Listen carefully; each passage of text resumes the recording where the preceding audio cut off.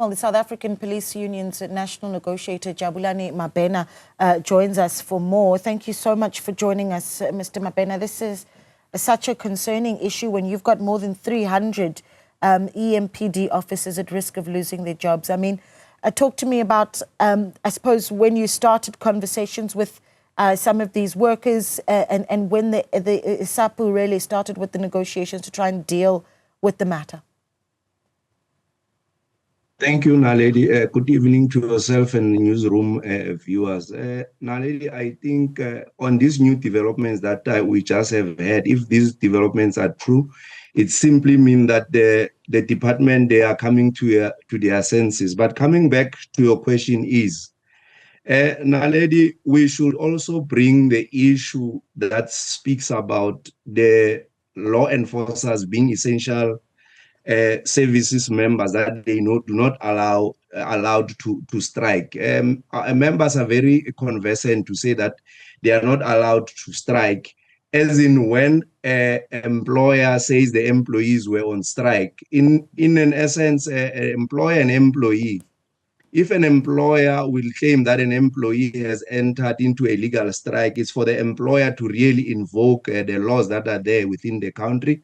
At first, you have to warn your employees to say, guys, you are involved in an illegal strike, cease on doing that strike. If they really do not cease in doing that strike, as they allege, then they have to approach the courts to get a court order to say members must report back. But as far as Sapu is concerned, in negotiating and even consulting with the members, we should state it very frank, Naledi, and the viewers must also get the inside info to say there's a lot of grievances that at the end of yesterday were to find that there's the last tail of the issue, not really bringing the head of the issue. But the head of the issue is members have been having grievances as far back as 2014 that those were raised, and 2020 that were raised but were not heeded to be resolved by the very same department. Yeah, you know. And so one should... Apologies, go ahead. Please finish your thought. Naledi. Please finish your thought. Apologies for that. Yeah, now what we wanted to comment on as Sapu, we want to say, let the department not abuse the law that says EMPD members are essential. We do agree that they are essential, but they cannot really be. When it suits them, then they term them to be, essential. And us speaking about them being essential, one should think about the elements that complete the cycle of being essential, like giving the grievances. One is that the members are called essential, but they do not have a danger allowance that we call a service allowance in other terms. Secondly, they're being reduced in overtime from 40 hours to 16 hours, as also get to be part and parcel of the grievance, and also saying as a metro within the province of Gauteng, they are the ones that are less paid, in exception of Johannesburg and even Pretoria, Naledi. Yeah, and of course you talked about the developments that I raised in the package just before we spoke there. Some were saying that there seems to be some willingness from the City of Ekurhuleni to resolve differences over that dismissal of those officers. But tell me now the next step that needs to take place and just how timeous that needs to be. But also I'm interested in the impact of what it would mean for services and, the work that is done by these Metro Police officers when you've got 300 that are likely to lose their job. What would that mean for operations?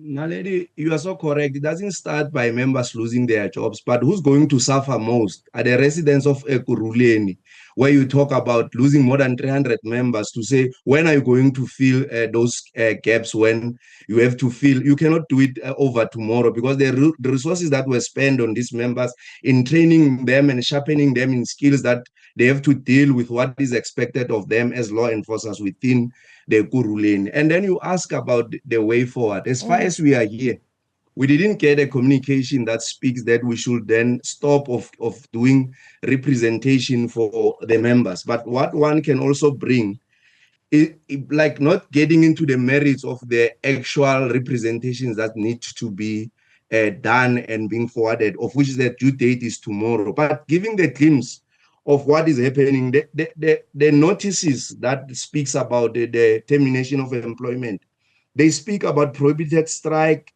blocking of R21, N12, N17, N3 highways.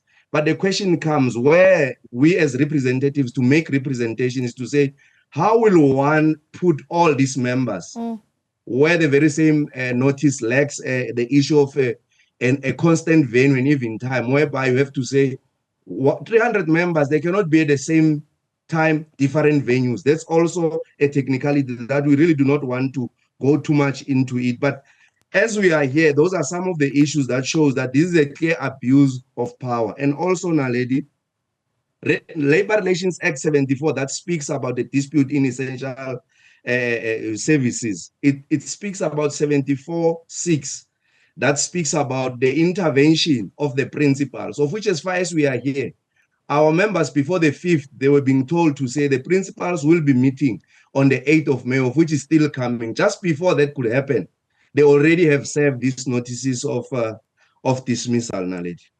Yeah, you know, as we talk about the impact of you know, firstly a strike, a go slow, or even a dismissal, what it would mean for operations, I immediately think about, is it correct? This is information that our team is receiving from those that have been part of these go slows and these strikes. Is it correct that some of these EMPD officers are elected not to work on weekends, and the impact of that?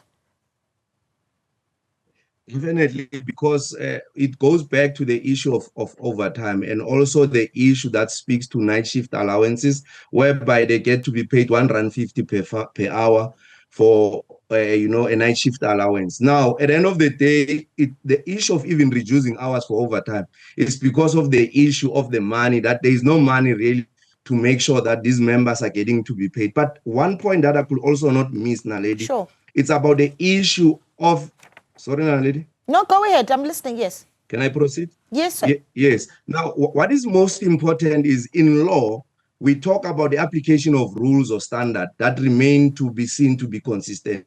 But as far as we are here, the department have served other members whom we believe that they were also implicated by way of being part and parcel of whatever that is so-called a strike, but they're not being served equally. So, and our call as Sapu is to say to them, let them be in solidarity with the members that are being served. But let's not give much as we proceed that we have to be really defending our members going forward. Yeah, unfortunately, I'm out of time, but I need to bring this in. Is there optimism, though, from Sapu that there will be a resolution to this, that these 300 jobs will be saved, that some of their frustrations also will be attended to, as this is essential work that is being done on our roads here by these officers?